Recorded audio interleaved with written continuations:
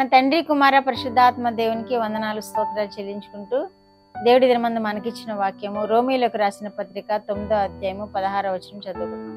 కాగా పొందగోరు వాని వలనైనను ప్రయాసపడు వాని వలనైనను కాదు గాని కరుణించు దేవుని వలనే అగును.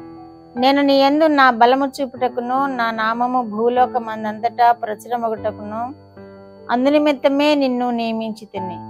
కావున ఆయన ఎవరిని కరుణింపగోరునో వానిని కరుణించును, ఎవరిని కఠినపరచగోరునో వాని కఠినపరచును. దేవుడు వాక్యం ద్వారా మనల్ని దీవించును గాక. ఇక్కడ అపోస్తలుడైన పౌలు తెలియజేస్తున్నాడు. పౌలు ద్వారా దేవుడి ముందు మనతో మాట్లాడుతున్నాడు.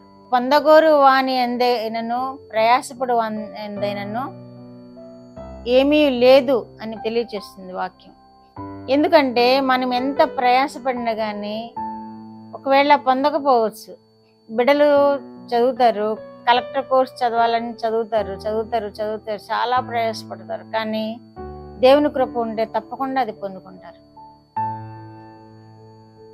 దేవుని కృప లేనిదే అది పొందకోలేరు.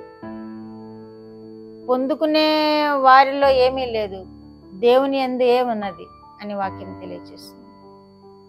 పొందవలనని ఆశపడేవారందు ఏమీ లేదు, అనుగ్రహించే దేవుని అందే ఉంది.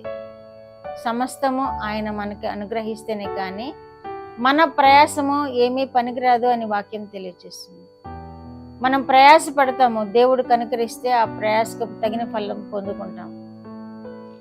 దేవుని యొక్క కృప వేడుకోవాలి. అందునిమిత్తమే ప్రతి మనవిని దేవునికి తెలియచేసినప్పుడు మనం ఏ పని చేసినా, ఏ పనిలో ముందుకు వెళ్ళాలన్నా, పిల్లలు చదవాలన్నా, పిల్లలు జయకరమైన జీవితం జీవించాలన్నా దేవుని యొక్క ఆశీర్వాదం ఉంటేనే అది జరుగుతుంది. కానీ మన ప్రయత్నాల వలన మాత్రమే జరగదు.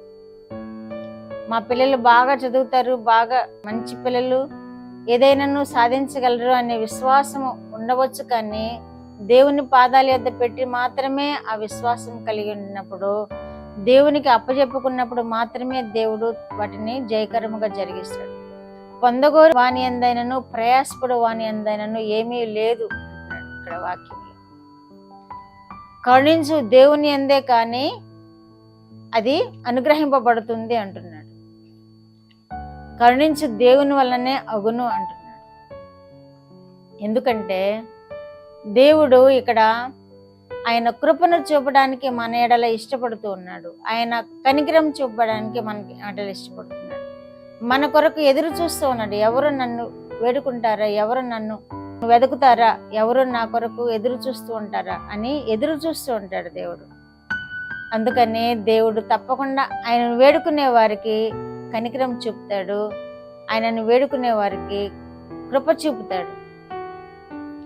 ఫరోను కఠినపరిచాడు. ఎందుకు అంటే నా నామము భూమి మీద ప్రబలం అవ్వడానికి అంటున్నాడు. ఆయన నామం భూమి మీద ప్రబలం అవ్వాలి, ఆయనే దేవుడు అని తెలుసుకోవాలి భూప్రజలు.